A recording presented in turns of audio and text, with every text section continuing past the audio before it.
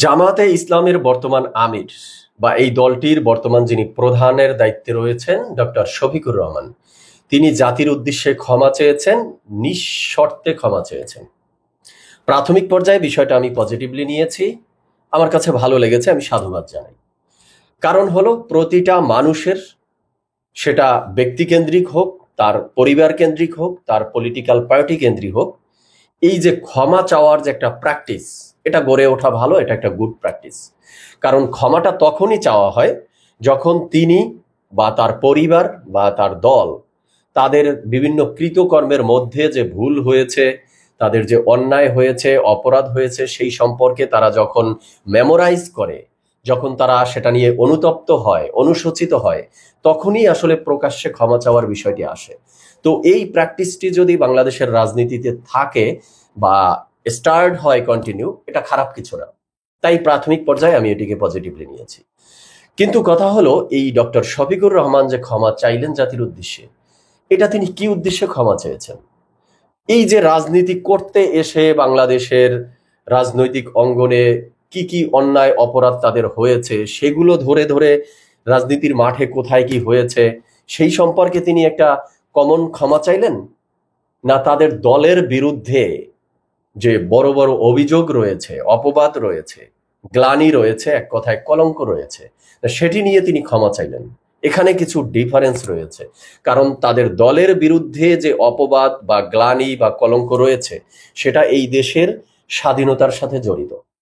৭১ সালে তাদের দলের যে অ্যাক্টিভিটি, তারা স্বাধীনতার পক্ষে ছিল না, সেটার সাথে জড়িত।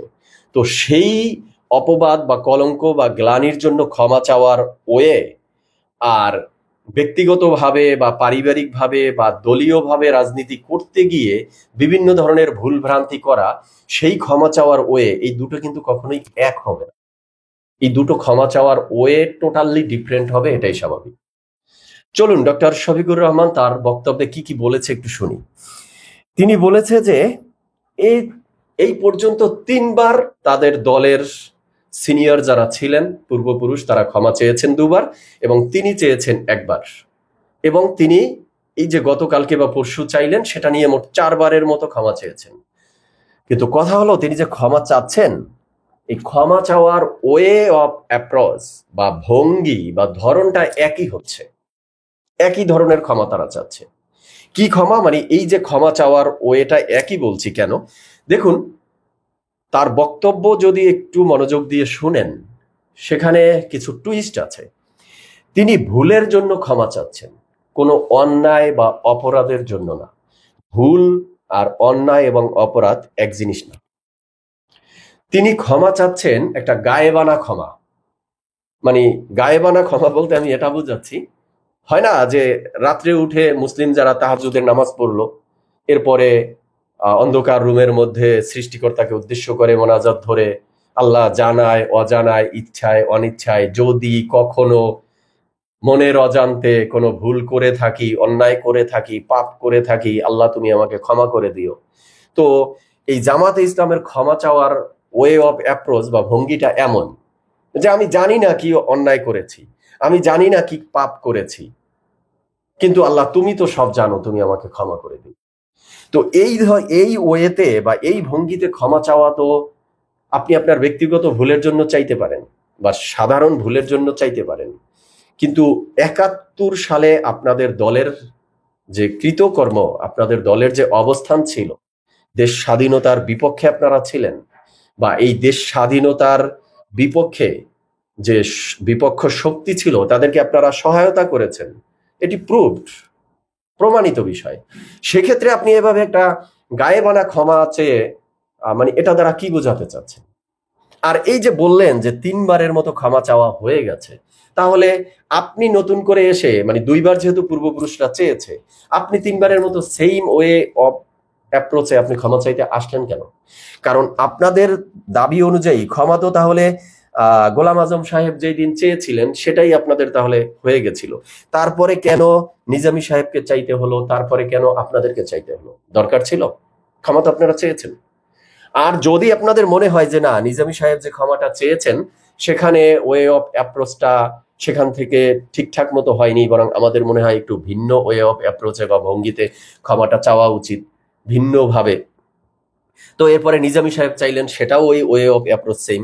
আপনি এখন এসে এই 25 সালে এসে 2025-এর বাংলাদেশে এই রাজনীতির মঞ্চে এসে আপনি চাইলেন, সেটাও সেম। তাহলে সেম মানে ভাঙ্গা ক্যাসেট আপনাদের বারবার বাজাতে বলছে কি?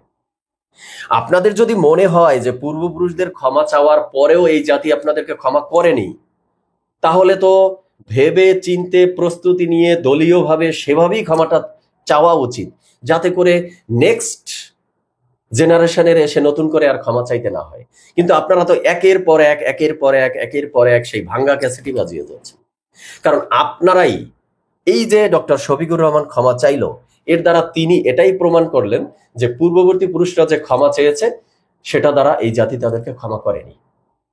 হ্যাঁ, তার বক্তব্যে এটাই প্রমাণ পেয়েছে। কারণ যদি পূর্ববর্তী পুরুষের বক্তব্যে ক্ষমা চাওয়ায় এই জাতি ক্ষমা করত, তাহলে ডক্টর শফিকুর রহমানের এই 2025 সালে এসে আবার নতুন করে ক্ষমা চাওয়ার মিনিংটা কি আমাকে বলেন? ক্ষমা চাওয়ার মিনিং এই যে জাতি তাদেরকে আবারও ক্ষমা চাইতে বলছে, আর তিনি সেই ভাঙ্গা রেকর্ড একইভাবে বাজাচ্ছেন। তার মানে ভবিষ্যতেও এই ক্ষমা জাতি তাদেরকে চাইতে বলবে, এবং যত বছর তাদের এই রাজনৈতিক কার্যক্রম চলবে, তত বছর জাতির কাছে তাদেরকে এই ভাঙ্গা রেকর্ড বাজাইতেই হবে। তাহলে এর সমাধানটা কোথায়? তাহলে এটা কি জামাতে ইসলামের কোনো সঠিক ক্ষমা চাওয়ার উদ্দেশ্যেই ক্ষমা চাওয়া, না এটা টোটালি একটা রাজনৈতিক কৌশল? এখন এসে বলতে হচ্ছে এটা টোটালি একটা রাজনৈতিক কৌশল। 2025 সালে এসে এখন ক্ষমা চাইতে হবে কেন? কারণ সামনে নির্বাচন। এই নির্বাচনে ভোট চাইতে হবে, ভোট ব্যাংকের একটা দরকার আছে। ভোট চাইতে গেলে তাদেরকে এই ক্ষমা চাওয়ার প্রশ্নের মুখোমুখি হতে হয়। তাই পূর্বের ভাঙ্গা রেকর্ডটা আরেকবার তিনি বাজিয়ে দিলেন। এই জায়গাটায় আমি হতাশ। হ্যাঁ, আমি অ্যাজ এ ম্যান হিসাবে, সাধারণ জনগণ হিসাবে আমি হতাশ যে আপনি ক্ষমা চাইবেন ভাই দলীয়ভাবে ডিসিশন নিয়ে। আচ্ছা, একটা জিনিস একটু বলেন তো আমাকে, কোনো অপরাধের জন্য মানে ক্ষমা চাওয়ার ক্ষেত্রে প্রথমে তো তার মুখ দিয়ে তাকে যে সে অন্যায় করেছে, অপরাধ করেছে, সেটার স্বীকারোক্তি দেওয়া হয়, তাই না? কোনো একটা চোরও যদি ধরি আমরা, তাকে যদি এখন ফেসবুক লাইভে এনে বলি যে তুমি ক্ষমা চাও, প্রথমে কিন্তু তাকে বলা হয় যে তুমি কি করেছো সেটা আগে জাতিকে বলো। সে গরু চুরি করেছে বা এইটা করেছে ওইটা করেছে, একটা অপরাধ করেছে বা রেপ করেছে বা ইফটিজিং করেছে, সেই অপরাধটা সে নিজে মুখে স্বীকার দেয়, তারপরে সে বলে যে আমাকে ক্ষমা করে দেন, আমি ভবিষ্যতে এই ধরনের কাজ করব না। মানে ক্ষমা চাওয়ার ওইটা তো এমন যে আগে আপনি আপনার অপরাধটা বলবেন। কিন্তু এই জামাতের আমির সাহেবের বা তাদের পূর্বপুরুষদের এই 3বার 4বারের মতো ক্ষমা চাওয়ার যে ভঙ্গি, যা ওয়ে, তাদের যে বক্তব্য, তাতে তারা কোনো অপরাধ খুঁজে পাচ্ছে না, মানে অপরাধ বলছে না। যদি আমাদের ভুল হয়ে থাকে, আমাদের কথায় যদি আপনারা কষ্ট পেয়ে থাকেন, তাহলে আমাদেরকে ক্ষমা করে দিবেন। আরে ভাই, এই গায়েবানা ক্ষমা আপনাদেরকে কে চাইতে বলছে? কি নতুন করে এটা আলোচনায় আনার দরকারটা কি? আপনি যেখানে অপরাধ, আচ্ছা এই গুরুত্বপূর্ণ বিষয়টা দেখেন, আপনার কথায় মনে হচ্ছে আপনারা কোনো অপরাধী করেননি, মানে যে অপরাধ সম্পর্কে আপনারা আগে স্বীকারোক্তি দিবেন, তাহলে আপনি ক্ষমা চাইতে আসলেন কেন ভাই? তার মানে এই ক্ষমা চাওয়াটাও মানে রাজনীতিরই একটা কৌশল, তাই না? আচ্ছা, এবার আসি দর্শক শ্রোতাদের বিষয়ে। যেই দর্শক শ্রোতারা মনে করছেন যে ক্ষমা চেয়েছে আলহামদুলিল্লাহ, এরপরে জামাতের আর কোনো এদের বিরুদ্ধে কোনো অভিযোগ থাকার কথা না, তারা এই ক্ষমা চাওয়াটা কি মানে সর্বোচ্চ লেভেলের ক্ষমা চাওয়া মেনে নিয়েছেন, তাদের কাছে আমার প্রশ্ন যে শেখ হাসিনা বা শেখ হাসিনার সরকার যদি কালকে এসে জাতির উদ্দেশ্যে এই ধরনের একটি বক্তব্য দেয়, ধরুন প্রাথমিক পর্যায়ে যখন গোলাম আজম সাহেব এই ক্ষমা চেয়েছিল যেই ভঙ্গিতে, সেই ভঙ্গিতে যদি শেখ হাসিনা এসে বলে যে 24-এর অভ্যুত্থানকে কেন্দ্র করে যদি কোনো অপরাধ হয়ে থাকে, আমার কৃতকর্মে, আমার দলের বা পুলিশ বাহিনীর কৃতকর্মে যদি আপনারা কোনো কষ্ট পেয়ে থাকেন, তাহলে আপনারা দয়া করে আমাদেরকে ক্ষমা করে দিন। তো বলেন তো, ক্ষমা করবেন আপনারা? আপনারা যেই বক্তব্যের উপরে নির্ভর করে জামাতে ইসলামকে ক্ষমা করে দিতে প্রস্তুত, ক্ষমা করে দিয়েছেন, আনন্দে লাফাচ্ছেন, তাহলে সেই পয়েন্ট অফ থিঙ্কিং থেকেই তাহলে কালকে শেখ হাসিনাকে ক্ষমা করে দেন, সে যদি এই ধরনের ক্ষমা চায়, যে অপরাধের কথা সে বলবে না। এই যে অভ্যুত্থানে 800, 1000 বা আনঅফিসিয়ালি বলা হচ্ছে 1500, 1600 মারা গেছে, এরপরে 2500 বা 3000-এর মতো আহত হয়েছে, পঙ্গুত্ববরণ করেছে, এই অপরাধের কথা স্বীকার করলো না। শুধু আইসা বলল, যদি হয়তো যদি কষ্ট পেয়ে থাকেন, আমি যদি কোনো ভুল করে থাকি, আমাকে আপনারা ক্ষমা করে দেন। তাহলে ক্ষমা আপনারা করে দেন, শেখ হাসিনাকেও ক্ষমা করে দেন।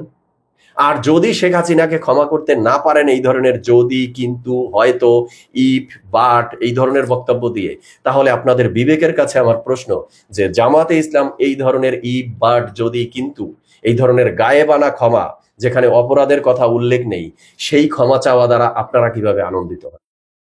এই মতামত আপনারা কমেন্টে জানাবেন। আজ এ পর্যন্তই। ধন্যবাদ সবাইকে।